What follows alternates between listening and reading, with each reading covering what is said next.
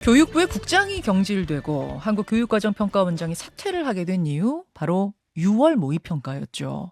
국어의 비문학을 예로 들면서 킬러 문항 출제하지 말라 지시했는데 또 어렵게 냈다. 이게 이제 경질의 큰 사유였습니다.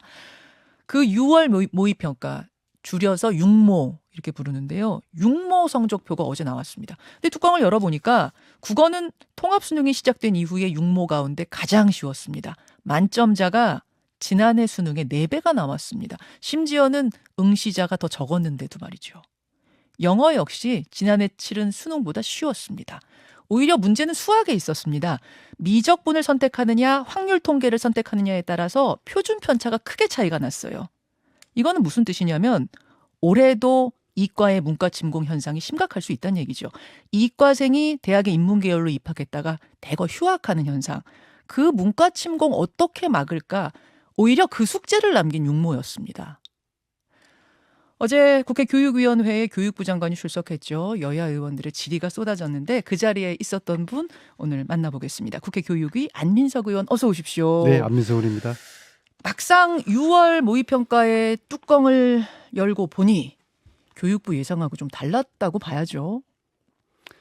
조금 전에 김현정 앵커가 네. 해방 이후 최고의 실력자인 김현정 앵커가 예. 육모 관련된 말씀을 하신 걸 보고서 예. 저 말씀을 하시면서 얼마나 머리가 아파주셨을까.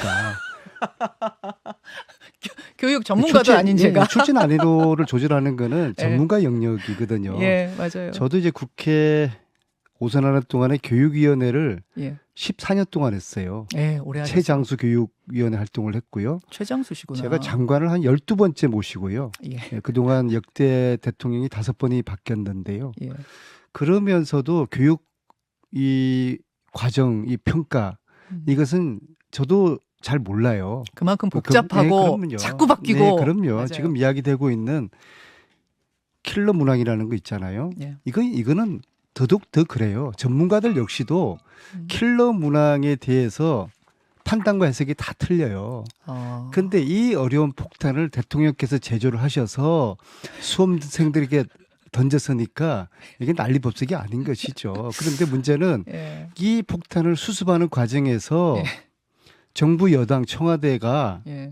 대통령을 벌거숭이 임금님으로 만들고 있어요. 아, 수습하는 과정에서 벌거숭이 임금님 만든다는 게 무슨 말이에요? 대통령의 말을 정당화하려다 보니까 예.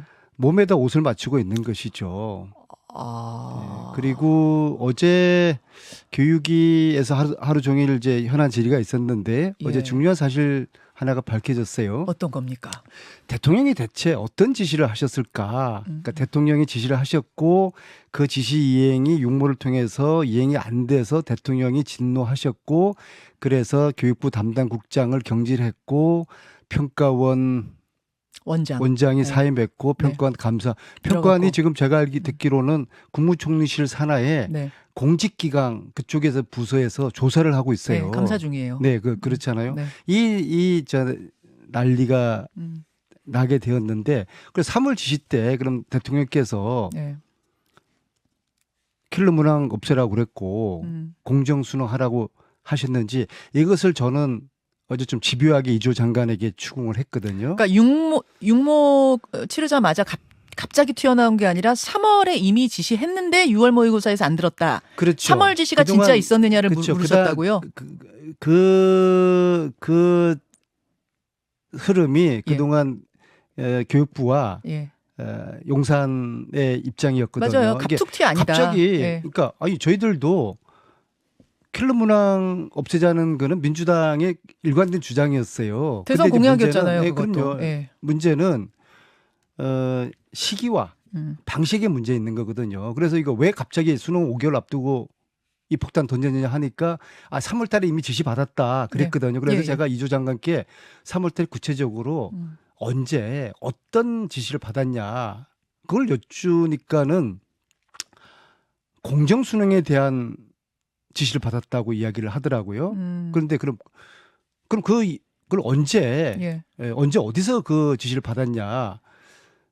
결과적으로 3월 달에는 공정 수능이라든지 킬러 문항에 대한 지시가 없었고 교육부 고위 관료 한 분이 예. 이제 일어나셔서 자기가 지시사항 받은 거를 낭독을 했어요. 예. 그러니까 대통령이 장관에게 지시를 했으면은 그 지시사항은 사실은 문서로 기록돼 있어야 되는 건데 메모라도 장관의 메모라도 기록돼 있었는데 그게 없다는 거예요. 어제 장관이 구두로 받았다 그러지 않았어요? 구두 지시 받았다. 자기가 또 보고할 때 받고 지시 받고 두 차례 받았다고 하는데 예. 그럼 어쨌거나 장관이 지시를 받았으면은 또 고위 간부 회의에서 대통령 지시사항이라면서 이야기를 했을 거 아닙니까? 뭐라도 기록이 남아 있다. 그렇죠. 이제 근데 그래야 이제 한다. 기조실장께서 일어나셔서 자기가 당시에 교육부 장관의 지시사항 대통령이 지시라는 교육부 장관의 지시사항을 받아 적은 메모를 읽어줬어요. 예. 근데 거기 딱 두 가지였어요. 첫 번째는 시험 문제를 교과 과정 내에서 출제하도록 해라. 예, 예. 두 번째는 사교육을 줄여라. 즉 말해서 공정 수능이나 킬러 문항 출제하지 말라는 이야기는 3월 달에는 그런 지시가 없었다는 것이 어제 확인된 것이죠. 이 이야기는 대통령의 발언은 적극적이었다. 그러니까 육모 이전이나 3월에는 대통령의 그런 구체적인 지시가 없었다. 예. 그래서 육모 이후에 대통령의 적극적인 발언이 있었고 이것 때문에 이 난리가 난 것이다. 그렇게 저는 어제 정리를 했습니다. 그래서 이제 벌거숭 임금님 같다. 뭐 지금 수습하는 과정이 그 말씀이신 건데. 교육 전문가라는 거 아니겠습니까? 뭐 다른 걸 다 떠나서 학생들이 혼란스러운 건 뭐냐면 국어 만점자가 역대급으로 많이 나왔는데 정부는 그거 어렵다? 그렇게 내면 안 된다라고 했으니 그러니까 혼란스럽다는 거예요. 되고 안 되고의 기준이 더 혼란해져 버렸다. 이런 얘기를 하더라고요. 그리고 교육과정평가원장이 감사한다 그러니까 네. 이제 겁에 질려가지고 스스로 물러나는 모양새를 취했는데요. 예. 그분이 사임하던 날 아침에 제가 그분하고 통화를 했어요. 어. 정말 어려웠냐. 그분은 정치적으로 무색무취한 분이에요. 예. 대학 교수 하시다가 예. 단지 이제 교육평가 전문가로서 이제 임명된 분인데 그분이 하시는 말이 두 가지예요. 첫째, 전혀 어렵지 않았다. 6월 모의고사. 예, 그다음에 킬러 문항은 3년 전부터 이것을 줄이는 출제 방향으로. 방향을 가져왔는데 왜 그런지 모르겠다. 두 번째는 시험 육모가 어렵지 않았는데 만약에 수험생들이 어렵게 느껴졌다고 하면은 예. 그것은 코로나 기간 중에 예. 학생들이 그 이전보다 이 수업이 제대로 온라인으로 이루어지지 받았죠. 않아서 그런 것이다. 그렇게 이야기를 했거든요. 그러니까 전문가들은 어렵지도 않았고 킬러 문항이 문제가 되지 않았다고 그러는데 유독 대통령께서 왜 이걸 어렵게 냈냐 하면서 진노하셔서 이 지금 난리 법석이 지금 벌어진 것이고. 근데 결과적으로 쉬웠는데 그럼 왜 어떻게 이런 일이 발생했다라고 6월 모의고사 특히 국어 비문항 콕 집어가지고 킬러 문항 내지 마라 이렇게 하지 말라고 했는데 왜 이렇게 했느냐 이 말이 어떻게 나왔다고 보시는 거예요? 여기 대해서는 여러 가지 추측들이 있는데요. 뭐 그런 이제 뭐 추측을 제가 또 방송에서 할 수는 없고요. 중요한 것은 결과적으로 두 가지입니다. 첫째는 수험생과 학부모들이 또 교사들이 혼란에 지금 빠져 있는 거예요. 네. 불안해하죠. 예. 그럼 두 번째는 불안해하면은 결국에는 수험생들이 찾는 곳은 또다시 학원에 가서 어떻게 변화된 이 환경에 적응할 것인가. 킬러 문제 없앤다 그러는데 킬러 문제 없으면은 어려운 문제 안 나옵니까? 그다음에 준 킬러 문제 나오지 않습니까? 예. 수험생들은 이번 여름 방학 때 준 킬러 문제를 잡기 위해 가지고 아마 강남의 대형 학원으로 줄을 서겠죠. 그래서 강남의 대형 학원 원장들도 통화해 보니까 그래요. 뭐라고? 아, 의원님, 저희들은요 이번 여름에 대박 날 겁니다.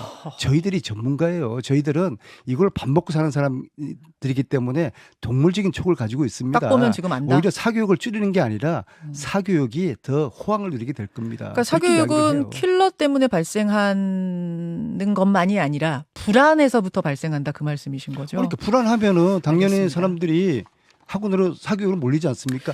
공교육에서는 선생님들은 이 변화에 굉장히 더디게 적응하거든요. 그러니까 사교육비 경감 정책이라는 그 목표에 반대할 사람은 단 한 명도 없습니다. 그 방향이 맞는데 그것을 만들어가는 이 길, 지금 이 방법이 맞느냐를 놓고는 여러 가지 혼란들이 있는 상황.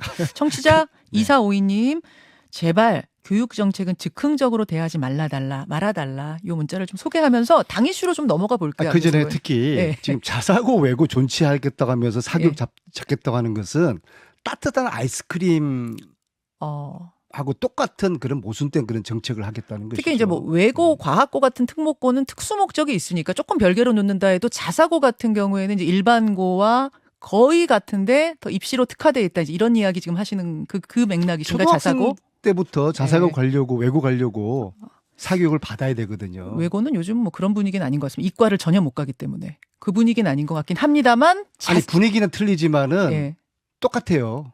준비를 한다. 지금이나 예전이나 사교육 없이는 외고나 자사고 지나가는 거는 실질적으로 어렵거든요. 그러니까 이 흐름에 있어서 뭐 다른 방향이 지금 동시에 진행되고 있다. 그 부분을 지적하신 것 같은데요.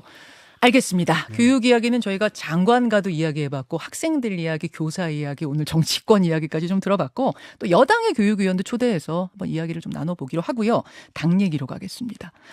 민주당 혁신위원회가 1호 안건으로 불체포 특권 포기 서약하자. 즉 체포동의안 가결을 당론으로 좀 정하자. 이거 제안했는데 사실상 채택이 안 되는 쪽으로 가는 건가요? 혁신위의 이 요구를 당이 수용하게 되면은 막 의원들이 줄줄이 감옥 갈 수도 있지 않겠습니까?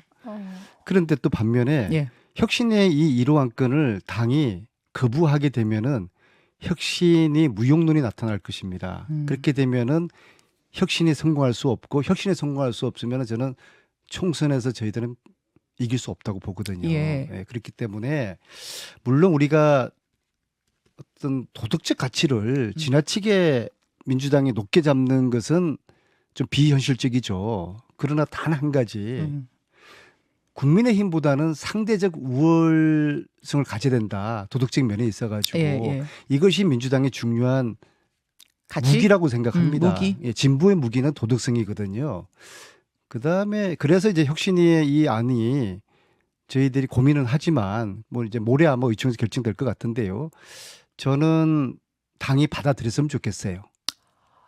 줄줄이 감옥 갈 각오를 하고라도 혁신의 성공이라는 큰 대의를 위해서 피가 철철 흐르는 그런 혁신을 위해서 일종의 우리가 기득권을 포기하는 거 아니겠습니까? 그래야지 국민들에게 감동을 주고 민주당이 정신 차리구나. 예. 특히 2030에서 민주당의 지지도가 지금 많이 떨어져 있지 않습니까? 엄청 빠졌어요. 우리가 스스로가 피를 흘리겠다는 그런 각오를 감내하지 않으면은 어떻게 국민들의 감동을 주고 총선을 이길 수가 있고 어떻게 총선에서 표를 달라고 할 수가 있겠습니까? 민주당 의원들 전반적인 의견은 그쪽이 아닌 걸로 제가 분위기 파악을 했는데 안 의원님은 저는요. 포기해야 된다 쪽이시군요. 저는 이제 김연경 혁신위원장 혁신위에 돼가지고 굉장히 많은 우려가 당내에서 많아요. 예. 우려는 주로 저는 어떤 반면에 다르게 생각하는 게 예. 김연경 혁신위원장 인선으로 혁신의 절반은 성공했다고 봐요. 뭐냐 그러면은 예. 저는 그동안 무수한 혁신위원회가 만들어지고 또 성공하지 못한 걸 봐왔는데 예. 본질적인 이유가 민주당이 혁신을 못한 본질적인 이유가 온정주의라고 봅니다. 온정주의. 저희들은 대학 시절부터 학생운동하고 같이 감옥살이하고 평생을 함께해온 동지적인 그런 관계이기 때문에 예. 다 형님 아우예요. 그 그렇죠. 선배 의원들의 사문을 보더라도 그냥 네. 형수예요. 아하. 온정주의 때문에 혁신을 못하는 거거든요. 아하. 안면이 받쳐서. 근데 김연경 위원장은요. 예. 지난주 월요일 날 우리 중진 의원들 4선 이상 10명이 모였어요. 예. 4선 의원 이상들이면은 4선, 5선, 6선이 예. 17분인데 10명이면 외국 간 분들 빼고는 거의 다 나오신 거거든요. 예. 4선 이상이면은 여의도 생활, 정치 생활을 20년 이상 한 분들인데 그렇죠. 그 10분들 중에서 제가 이렇게 여쭤봤어요. 의원님들 혹시 김연경 위원장 아세요? 김은경 혁신위원장 김연경 아느냐. 놀랍게도 단 한 분도 아는 사람이 없었어요. 사선 5선이요? 당에 김연경 혁신위원장 아는 사람들이 거의 없어요. 그래서 인맥으로 절반은- 얽힌 사람이 한 명도 없다. 그래서 온정주의를 혁파하는 것은 이미 성공을 했다. 그래서 절반에 성공했고 나머지 절반의 혁신 성공은 당 의원들이 채워야 됩니다. 의원들이. 핵심은 당 의원들이 기득권을 포기해야 되겠다는 예. 그 각오가 있어야 되고 예. 혁신위원장을 흔들어서는 안 된다고 보고 따라서 1호 안건인 불체포 특권 포기 네. 이 요구에 대해서 당이 정말 아프지만 줄줄이 감옥 갈 각오를 하고 피가 철철 흐르는 혁신을 원한다면 이걸 저는 개인적으로 받아들여야 된다고 생각합니다. 피가 철철 흐르더라도 이 1호 안건 받아들여야 된다. 그럼에도 불구하고 1호 안건이 받아들여지지 않는다면 김은경 혁신위원장 무용론이 나올 겁니다. 그만둘 가능성도 있어요. 왜냐하면 1호 안건이 받아들여지는 건 굉장히 상징적인 건데 그게 안 받아들여지죠. 사실 그 다음에 남은 혁신의 핵심은 두 가지지 않습니까? 인적 혁신과 제도적 혁신인데 그렇겠죠. 지금은 총선 앞두고 예. 혁신의 방점은 예. 인적 혁신이거든요. 인적 혁신은 뭡니까? 물갈이거든요. 이것은 우리 그렇죠. 국회의원 170명, 민주당 국회의원 170명 예. 나도 그 대상이 될 수도 있다. 어. 다선들도 문제가 많지만은 너무 여의도 정치에 젖어 있지만은 초선들도 야당답지 않는 예, 예. 여당 같은 초선들도 많아요. 예. 이런 초선이고 다선이군 간에 내가 물갈이 대상이 될 수 있다는 그런 각오를 하지 않으면은 즉 말하자면은 내 목을 잘라라. 그런 피가 철철 흐르는 그런 혁신에 대해서 그런 기득권을 포기하는 자세가 있지 않으면 이제 이게 정말 본격적으로 남아 있는 거거든요. 근데 이 작은 산을 넘지 못하고 예. 큰 산을 어떻게 넘겠습니까? 하하, 그렇게 보시는군요. 돼야 된다고 보세요. 자, 한 1분 30초 정도 남았는데 이런 상황에서 혁신위가 뭐 쭉쭉 지금 진도 나가지 못하는 상황에서 이낙연 전 대표가 돌아왔습니다. 어떻게 행보를 보세요? 어떤 분들은 당의 혼란 막기 위해서 좀 뒤에 빠져 계셔야 된다. 뒤에서 이렇게 관망하셔야 된다. 권하는 분도 있고 아니다. 적극적으로 역할을 하셔야 된다는 분도 있고 어느 쪽입니까? 이낙연 대표님께서 귀국하셔서 이제 정치 재개를 이제 선언하셨다고 보고요. 정치 재개, 정치 행보를 본격적으로 하시기 전에 꼭 하셔야 될 한 가지 일이 있다고 저는 생각합니다. 어떤 제안 걸까요? 드리겠습니다. 이재명 대표부터 만나십시오. 전화 통화는 하셨다고 그러던데. 만나셔서 세 가지를 네. 함께 결의하고 합의를 해야 됩니다. 세 가지가 뭡니까? 첫 번째, 함께 검찰 정권에 맞서자. 예. 두 번째, 후쿠시마 오염수 방류 함께 저지하자. 세 번째, 예. 당의 혁신을 위해서 힘을 모으자. 이 세 가지를 이재명 대표와 이낙연 전 대표님께서 예. 합의를 해주시면은 예. 통합의 길로 가지 않습니까? 통합의 길로 가면은 두 분이 승리하는 길로 가는 것이고 예. 만에 하나 분열의 길을 가게 되면은 실패의 길을 가게 될 것이거든요. 제가 지지자들 만나면 가장 많이 하는 얘기가 친명 비명 갈라져서 싸울 때냐 이놈들아 똘똘 뭉쳐라. 똘똘 뭉쳐서 검찰 정권과 맞서라. 이 역할을 이제 그 이낙연 전 대표께서 귀국하셔서 이런 큰 된다. 통합의 길을 이재명 대표와 함께 가시면은 함께 승리하는 그래서 총선 승리도 이길 것이라고 봅니다. 여기까지 듣겠습니다. 안민석 의원님 고맙습니다. 네, 고맙습니다. 김현정의 뉴스쇼는 시청자 여러분의 참여를 기다립니다. 구독과 좋아요, 댓글 잊지 않으셨죠? 알림 설정을 해두시면 평일 아침 7시 20분 실시간 라이브도 참여하실 수 있습니다.